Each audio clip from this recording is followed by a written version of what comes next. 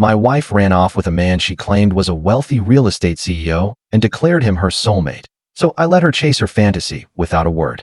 But within 48 hours, the truth about his lies, scams, and identity crashed down around her, and her new dream life turned into a complete nightmare overnight. I, a 31-year-old man, have been contemplating sharing this for some time. Perhaps my experience might resonate with or aid someone else in a similar predicament.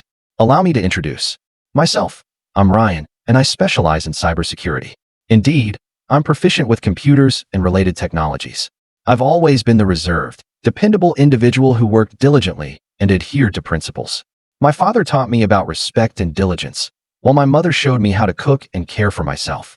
Dad always advised, never allow anyone to walk all over you. I suppose I momentarily disregarded that wisdom. I first met Vanessa, 29, at a friend's barbecue in 2017.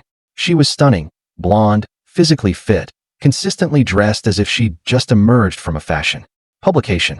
She held a position at a marketing firm, earning a respectable income, though it was modest compared to my senior security analyst salary. We were married for 5 years after dating for almost 8. Those initial days were truly remarkable. We couldn't keep our hands off each other. Everything felt balanced, and we both genuinely cared about making our relationship successful. I prepared my father's renowned chili, which was her favorite.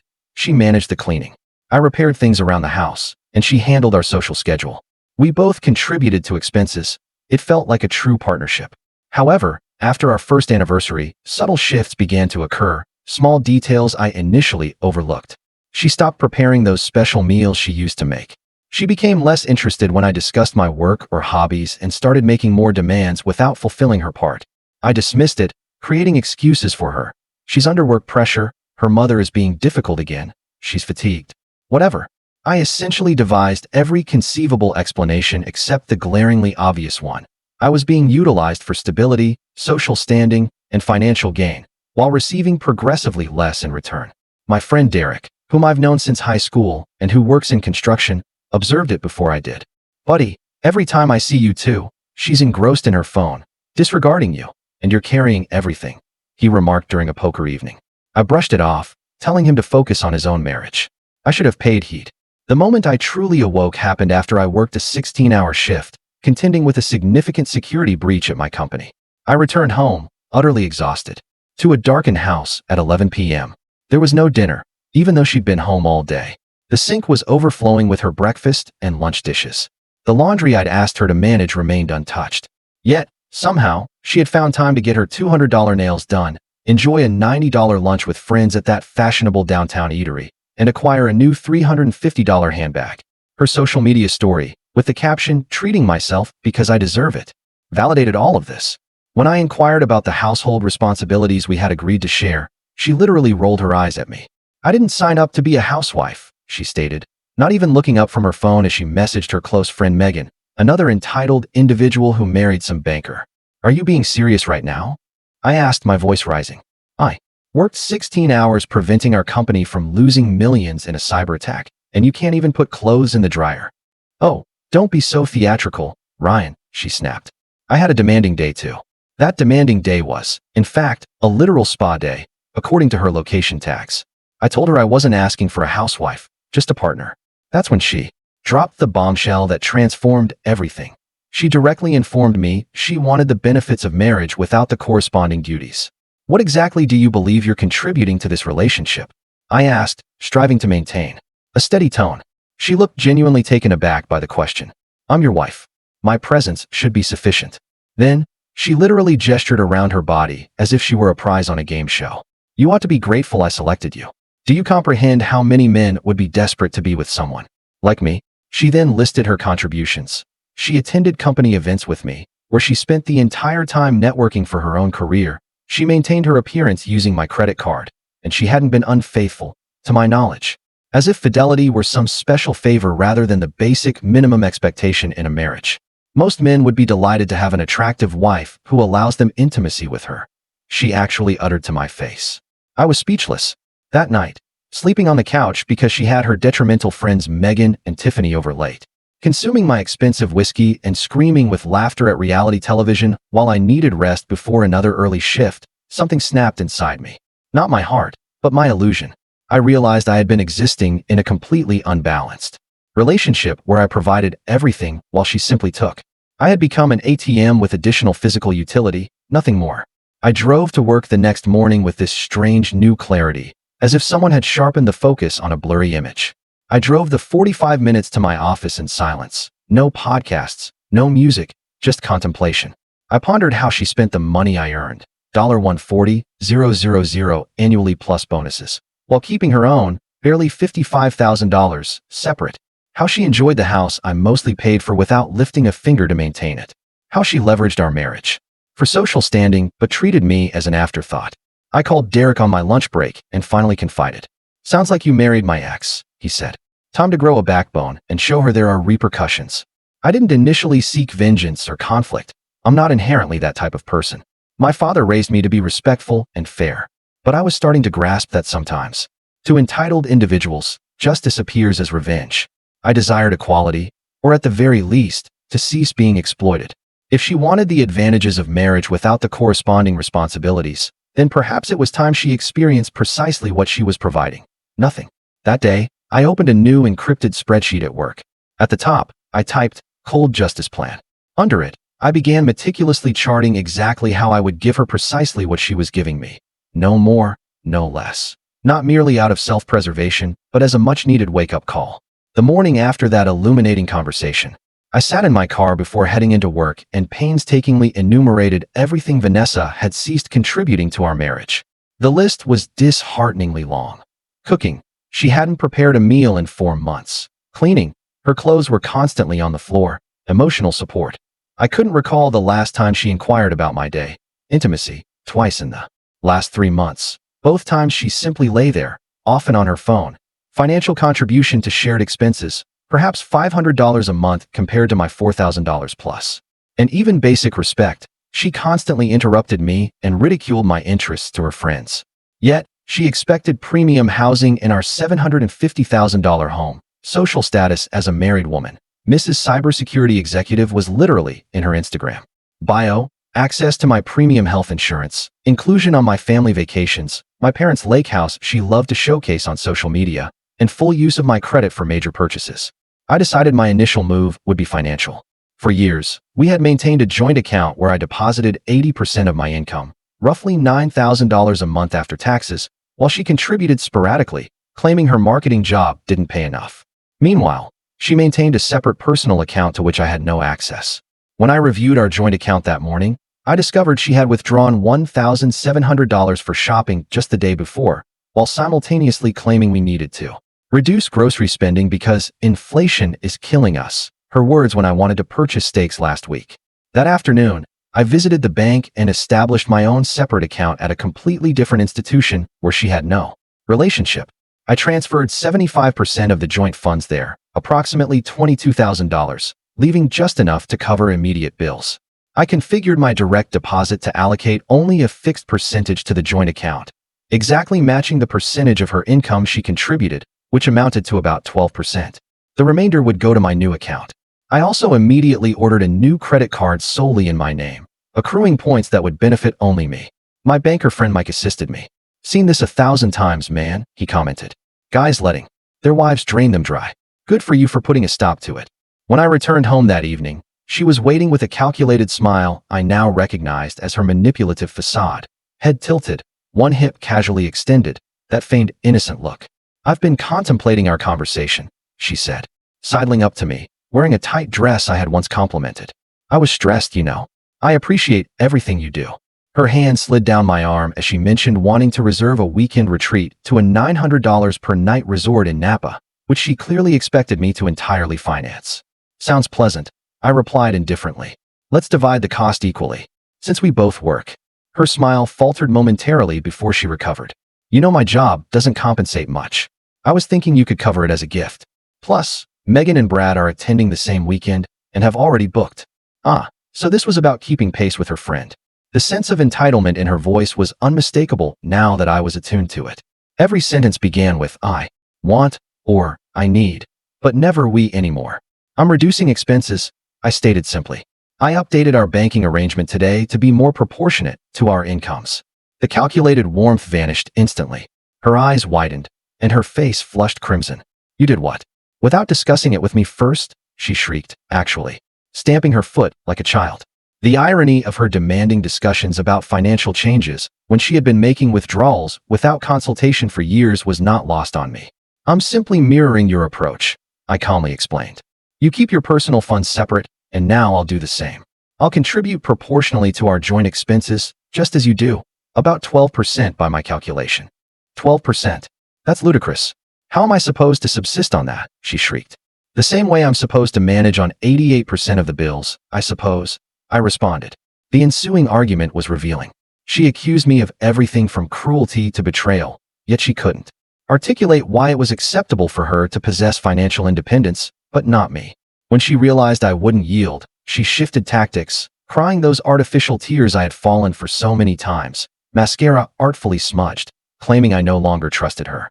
Trust is earned through actions, I retorted. Your actions demonstrate. You desire independence, not partnership. I'm respecting your choice by doing the same. But how will I afford girls' night and my facial next week? She actually inquired through her tears. Not, how will we pay the mortgage, but how she would finance her luxuries. The facade had officially dropped. Over the subsequent week, I continued implementing my reciprocity plan. I prepared meals only for myself, mirroring her behavior of the past months. I cleaned only my own messes. When she left dishes in the sink, they remained there until she attended to them. I handled my own laundry, but not hers. The breaking point arrived when she required a ride after her car wouldn't start. For years, I had dropped everything to assist her with such emergencies. This time, I responded with the same excuse she had provided when I had asked her to pick me up during a snowstorm. Sorry, I'm occupied with something important. Can you call an Uber? I texted. Are you serious? Right now? I'm your wife, she texted back. Yes, and I'm your husband. I'm merely giving you what you give me, I replied. That evening, she confronted me directly. What has happened to you? You've changed. Nothing has happened to me, I answered honestly. I've simply begun to value myself enough to expect reciprocity. I'm matching your investment in this marriage. Nothing more, nothing less. She stormed off to stay at her friend's residence. I felt no satisfaction, only a grim determination to continue the course I had set. This was not about retribution. It was about establishing boundaries after years of imbalanced compromise. By the third week of my new approach, the dynamic between us had dramatically shifted. She returned from her friend's place after 2 days, anticipating I would have come to my senses. Instead, she found me perfectly content with the new arrangement. The power imbalance that had defined our relationship was dissipating, and she clearly did not know how to manage it. Her first strategy was to weaponize intimacy. After months of rejecting my advances with excuses about headaches or fatigue, she suddenly appeared in the bedroom wearing lingerie I had never seen before. When I politely declined, citing the same weary excuse she had used countless times, her expression was priceless, a blend of shock and indignation, as if her allure alone should command my immediate attention, regardless of her prior rejections. Is there someone else? She demanded, instantly leaping to accusations rather than self-reflection. No, I replied honestly. I'm simply matching your level of interest. When you begin demonstrating consistent desire for intimacy, rather than using it as a manipulative device, I'll respond in kind. This led to her second strategy, involving others in our private affairs. The next day, my phone was inundated with messages from her family members, questioning why I was mistreating her. According to her carefully constructed narrative, I had suddenly become controlling and cold for no reason. She had conveniently omitted the years of imbalance that led to my change in behavior. Rather than engaging in conflict with her family, I responded to each message with a simple, I appreciate your concern, but this is between my wife and me. Meanwhile, I documented every manipulative attempt in a journal, not out of pettiness, but as a reality check for myself when doubts crept in. Her third strategy emerged during a dinner with our closest friends. It was a calculated public performance. She was excessively affectionate, repeatedly mentioning things she had supposedly done for me, most of which never occurred. When our friends inquired about our plans for the upcoming holiday weekend, she interjected, "We're considering going to the lake house. He works so diligently, and I want to treat him." The lake house belonged to my family. The treat would come entirely from my own pocket. Our friends nodded approvingly at her apparent generosity. Actually, I interjected calmly, we haven't discussed any plans yet. If you'd like to arrange a trip, we should discuss how we'll divide the costs. The momentary flicker of anger in her eyes was swiftly concealed with a laugh. "Oh, he's so pragmatic these days," she informed our friends, squeezing my arm with fingernails that dug a little too deeply. After our friends departed, she erupted. "How dare you contradict me in front of them? You made me appear unfavorable." "I simply stated the truth," I replied. "If you wish to present yourself as generous, make genuinely generous offers that do not rely on my resources." The confrontation escalated until she deployed her ultimate weapon. "My father always said I deserved a man who would provide everything for me without question. Perhaps he was right about you not being adequate for me." For years, that comparison to some idealized, faultless provider would have cut deeply. This time, I merely nodded. "You are entitled to that viewpoint, and I am entitled to expect partnership, rather than servitude. If that's not what you desire, perhaps we should reconsider this marriage." The suggestion of ending things, originating from me rather than as her manipulative threat, visibly disquieted her. The financial reality of divorce suddenly seemed to dawn on her. Without access to my income, her lifestyle would dramatically alter. Her expression shifted from anger to calculation in an instant. "I don't want that," she said, her voice softening. "We can resolve this." I agreed we could, but only with clear expectations of reciprocity. That night, for the first time in years, she washed the dinner dishes without being prompted. It was a minor gesture, but it revealed something crucial. She was capable of contributing when properly incentivized. The true test arrived the following weekend when my car required repairs. For years, I had managed all vehicle maintenance for both our automobiles. This time, I took mine to the shop but left hers with its overdue oil change unaddressed. "When are you going to take my car in?" she inquired, clearly expecting me to handle it as usual. "I'm not," I replied simply. "I take care of my car, you take care of yours." That's equality. As she struggled to grasp this new reality, where her difficulties weren't automatically mine to resolve, I realized something vital. This wasn't merely about rectifying an unbalanced relationship anymore. It was about preserving myself from a lifetime of one-sided sacrifice that would ultimately leave me drained. The final confrontation, a month into my reciprocity plan, the confrontation I had anticipated finally occurred. It began with a credit card statement that arrived in the mail. $3,200 charged to a joint credit card, primarily for designer apparel and expensive salon treatments. For years, I had tacitly absorbed these expenses, despite our agreement to discuss any purchase exceeding $200. Those days were over. I placed the statement on the kitchen counter and texted her that we needed to address it when she returned home. She responded with a casual whatever, demonstrating she still hadn't comprehended the fundamental shift in our dynamic. When she arrived home and saw me seated calmly at the kitchen table with the statement before me, her expression flickered between defiance and calculation. She opted for the approach that had always yielded results in the past: diversion. "You wouldn't believe the day I've experienced," she began, launching into a detailed account of workplace drama. I listened politely, waiting for her to conclude, before quietly redirecting. "About the credit card charges," I said, tapping the statement. "I'll be paying my portion of our shared household expenses. The personal items you purchased will need to come from your account." She froze. "That's not how we've ever done things." "The past arrangement wasn't working for me," I replied calmly. "Just as you decided unilaterally that certain marital duties weren't working for you." Her voice instantly rose. "So this is punishment for not being your personal chef and maid?" "This isn't punishment," I corrected. "It's consequence. You desired independence from traditional expectations while retaining traditional benefits. I'm simply applying that same principle to finances." What ensued was the most candid conversation we had had in years. She accused me of changing the rules mid-game. I pointed out that she had changed them first when she decided marriage was a one-way street of advantages. She claimed I was being petty. I suggested I was being precise, giving precisely what I received. "Do you even love me anymore?" she demanded, tears forming.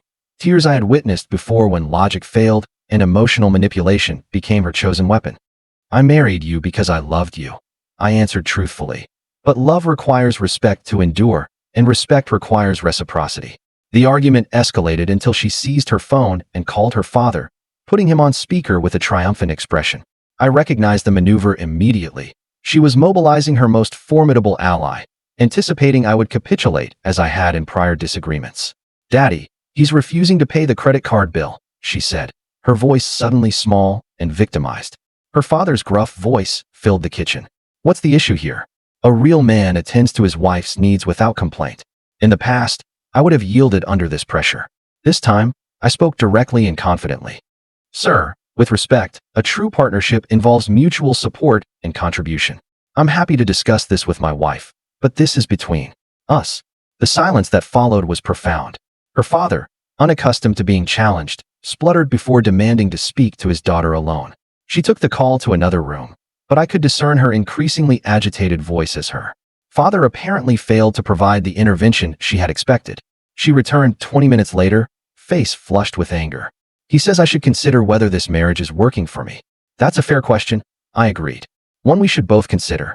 Is a relationship based on authentic partnership something you genuinely desire? Uncertainty flickered across her face. The script was not unfolding as anticipated. Her customary tactics were failing, and she seemed genuinely unsure how to proceed without them. That night, a surprising shift occurred. Without discussion, she prepared dinner for both of us, something she hadn't done in months. It wasn't an elaborate meal, just pasta with Jared sauce, but the gesture itself spoke volumes. She was testing whether reciprocity could actually work in her favor too. As we ate in relative silence, I realized this wasn't just about rectifying an unbalanced relationship anymore. It was about discovering whether there was anything left between us worth salvaging once the manipulations and one-sided expectations were stripped away. The tentative peace established after our honest conversation endured for precisely 3 weeks before the final confrontation arrived. In those weeks, we existed in an uneasy truce. She made sporadic efforts toward genuine partnership, handling some household responsibilities, contributing to decisions, even initiating intimacy without ulterior motives. I matched her efforts exactly, maintaining the principle of reciprocity while observing her closely. Then came the credit card bill. From her weekend trip with Megan and Tiffany, a $6,900 charge to our joint account. The charges included luxurious spa treatments, $2,200, expensive dinners, $1,500, high-end boutique purchases, $3,000, and even a psychic reading, $200, well beyond our agreed spending limits.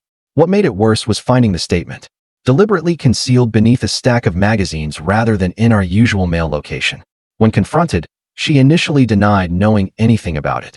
Must be fraud, she claimed. When shown the actual itemized statement with her signature, she switched to justification. I work hard. I deserve nice things, she said, actually stamping her foot again. I agree that everyone deserves rewards for their work, I replied. But those rewards should align with their contribution and come from their own earnings. Her eyes narrowed. So you're refusing to pay it? I'll cover my half of our shared household expenses as agreed, I said. The personal luxuries are your responsibility. The calculation behind her next move was visible in real time as her expression transitioned from anger to a practiced vulnerability. I can't afford this on my own, she admitted, voice deliberately small. My job doesn't compensate enough.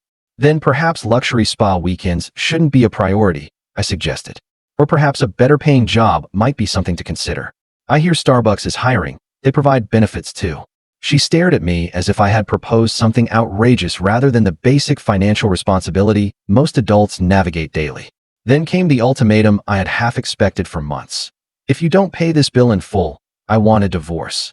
The words lingered in the air between us. In the past, such a threat would have sent me scrambling to appease her, to preserve a marriage I had invested so much in despite its increasing returns of misery. This time, I felt an unexpected calm. I understand, I replied simply. If that's your decision, I'll respect it. My response clearly wasn't what she had anticipated. She immediately backpedaled. I don't actually want that. I just need you to understand how serious this is. I do understand, I assured her. You're saying that unless I finance luxury purchases made without consultation, our marriage isn't viable from your perspective. That clarifies your priorities perfectly. She attempted several more emotional appeals, ranging from accusations of cruelty to reminders of how good we used to be together. When these failed, she switched to threats about taking half of everything in a divorce, clearly expecting this financial leverage to force my compliance. You are absolutely entitled to a fair division of our marital assets, I agreed calmly. I've already consulted an attorney about equitable distribution based on contribution. What I didn't disclose to her was that I had been documenting everything for months, had already relocated some assets, and had been receiving advice from Mike at the bank, who had witnessed this scenario countless times. The mention of an attorney silenced her momentarily. You've spoken to a lawyer behind my back? I've prepared for the possibility that reciprocity might not be acceptable to you long-term, I explained, just as you prepared for financial independence, by maintaining separate accounts throughout our marriage. In the stunned silence that followed, I added, I would prefer to build something authentic with you, but I won't return to an arrangement where I give everything and receive little in return."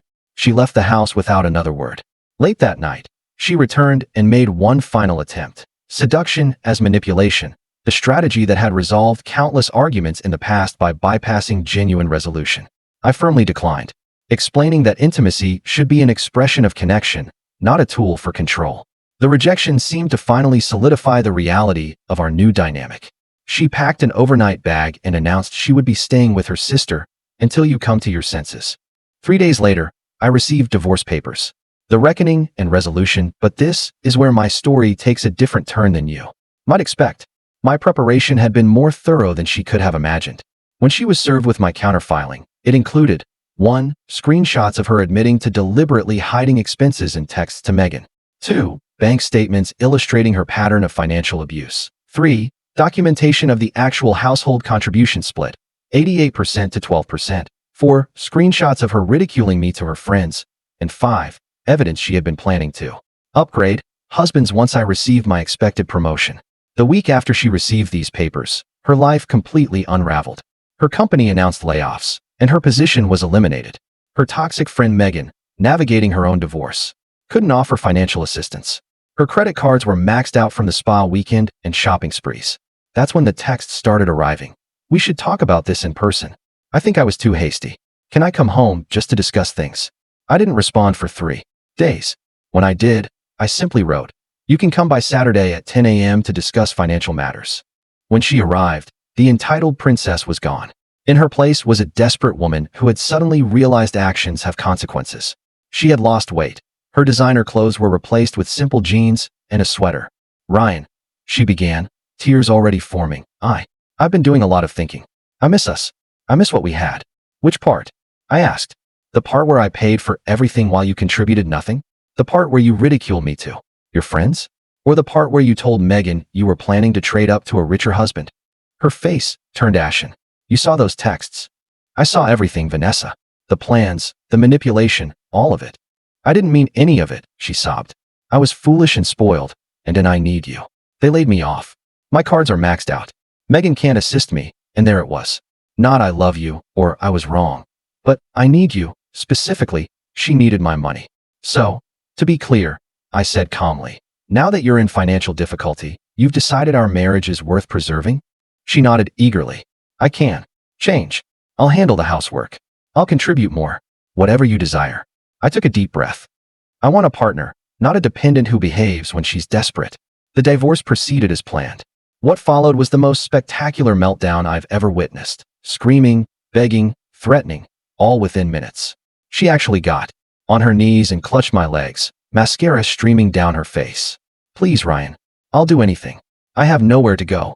My parents won't help me. They said I made my bed." For a moment, I almost felt sorry for her. Almost. "You had a husband who would have done anything for you," I said. "You chose entitlement over partnership. Those choices have consequences." As she left, she turned at the door. "What am I supposed to do now?" "Get a job, Vanessa, like the rest of us." 6 weeks later, our divorce was finalized with terms that significantly favored me, based on the evidence. She received nothing beyond the legal minimum, which was not substantial given our short marriage and the documentation of her contribution, or lack thereof.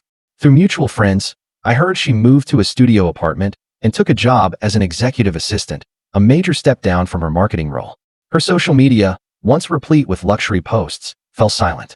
A year after the divorce, I received a letter from her. It was genuinely thoughtful and reflective, acknowledging her entitlement and mistakes. Too little, too late, but it suggested she might eventually mature as a person. Meanwhile, my life improved dramatically. The promotion came through, elevating my salary to $180,000. I paid off our house, now solely mine. I began traveling more and reconnected with old friends I had neglected during my marriage.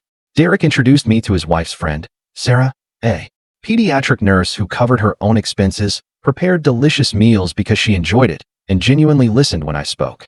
The contrast was stark. Last month, something unexpected occurred. I was at a high-end steakhouse with my new girlfriend, celebrating my promotion to Chief Information Security Officer, $250,000 now, plus stock options. We were savoring our $200 bottle of wine when Vanessa approached our table. She wasn't a patron, she was our server. Ryan, she said, her voice small. The expensive highlights were gone. The designer clothes replaced with a server's uniform. How are you? I'm great, I said honestly. I introduced Sarah, who offered a polite smile. That's good, Vanessa said, her eyes darting between us, lingering on Sarah's. And on mine. Can I get you anything else? Just the check when you get a chance, I replied. No malice, no gloating. I genuinely felt nothing but mild pity. As she walked away, Sarah asked, ex-wife? Yep. You never told me she was working as a server. I didn't know, I said truthfully, but I'm not surprised. Actions have consequences. When Vanessa brought the check, she slipped a note underneath. I waited until we left to read it. I'm sorry for everything. I didn't understand what I had until it was gone. You were right about everything. I had to learn the hard way that the world doesn't owe me anything. If you ever want to catch up, I'd like to apologize properly. I crumpled it and tossed it in a trash can outside the restaurant. Sarah gave me a questioning look. The past should remain in the past, I said. I have everything I need right here. 2 weeks after that encounter, I received a text from an unrecognized number. It's Vanessa. Please, can we talk? I've lost everything. My apartment is being foreclosed. I have nowhere to go. My parents won't help. I made terrible mistakes. I know I don't deserve your help, but I don't know who else to turn to. I showed it to Derek over beers that night. Don't fall for it, bro, he warned. Classic manipulation. I have no intention of rescuing her, I assured him, but I am curious what she wants. I agreed to meet her for coffee in a public place. When she appeared, I barely recognized her. The woman who once spent $800 on skincare each month looked tired, worn down. Life had clearly been harsh since our divorce. Thank you for coming, she said, wringing her hands. I don't know where to start. How about the truth for once? I suggested. She broke down right there in the coffee shop. Through her tears, she confessed everything. How she had taken me for granted, how she had used me, how she had planned to upgrade once I became successful enough. She admitted to cheating once with her boss, which I hadn't known about, and how karma caught up to her when he fired her during the layoffs, despite their affair. I've hit rock bottom, she said finally. I owe $40,000 in credit card debt. I've been evicted from my apartment. My car was repossessed last week. Megan won't speak to me anymore since her divorce. I have nothing. Then came the actual purpose of the meeting. I was hoping maybe I could stay at the house for a little while, just until I get back on my feet. I wouldn't be in your way. I could assist around the house, like before. I mean, better than before. I almost laughed at the irony. Now that she had experienced the repercussions of her actions, suddenly she was willing to contribute. Vanessa, I said gently but firmly, what you're experiencing now are the natural consequences of your choices. The entitlement, the manipulation, the taking without giving, it all led here. I cannot rescue you from that. But I'll do anything, she pleaded, reaching for my hand across the table. I've changed. I've learned my lesson. If you've truly changed, then you'll find your way, without using someone else as a crutch. That's what mature adults do. As I stood to leave, I placed $500 in cash on the table. This is a one-time gesture, not because you deserve it, but because I choose to be kind despite how you treated me. Use it to get a bus ticket to your parents, or find a room to rent. After this, do not contact me again. The mixture of gratitude and humiliation on her face was something I will never forget. I walked away feeling not satisfaction, but closure. I had given her precisely what she had given me during our marriage, the bare minimum. And now I was free to give someone deserving so much more. 3 years have elapsed since the divorce, and 5 months since that coffee shop meeting. I heard through mutual friends that Vanessa eventually moved back to her hometown, secured a job as a receptionist, and is living with a roommate in a small apartment. Her social media is gone. No more flaunting a lifestyle she did not earn. Meanwhile, Sarah moved in last month. We share expenses equally despite my much higher income, because that's what she insists on. She cooks because she enjoys it, not because she has to. I handle the yard work because I find it relaxing. When one of us has a difficult day, the other compensates without keeping score. It's what a partnership should be. Sometimes my mind drifts back to that spreadsheet, my cold justice plan, that saved me from a lifetime of being exploited. It wasn't about revenge in the end, though the justice was certainly gratifying. It was about valuing myself enough to demand reciprocity, about recognizing that healthy relationships cannot endure when one person consistently takes while the other merely gives. The most crucial lesson I learned: people who genuinely value you won't perceive basic respect and contribution as optional. They'll give freely because they want to, not because they're compelled to. And they certainly won't wait until they're desperate to begin treating you properly. So, to any men reading this who recognize yourselves in my story, you're not irrational, You're not self-centered for desiring balance, and you're not obliged to fund someone else's entitled lifestyle. Advocate for yourself before it's too late. The right person won't force you to contend for fundamental respect.